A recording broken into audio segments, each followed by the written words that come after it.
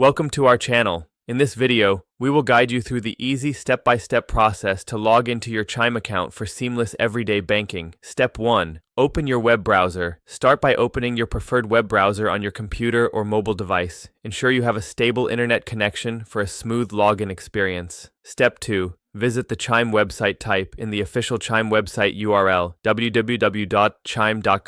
Press Enter to navigate to the site. Always double-check that you are on the official Chime website to ensure your security. Step 3. Click on Login. Once you're on the Chime homepage, look for the Login button located at the top right corner of the page. Click on it to proceed to the login form. Step 4. Enter your email and password. In the login form, enter the email address associated with your Chime account. Next, input your password. Make sure to double-check both entries for accuracy. Step 5. Click Login. After entering your credentials, click the Login button to access your account. If your information is correct, you will be directed to your Chime dashboard.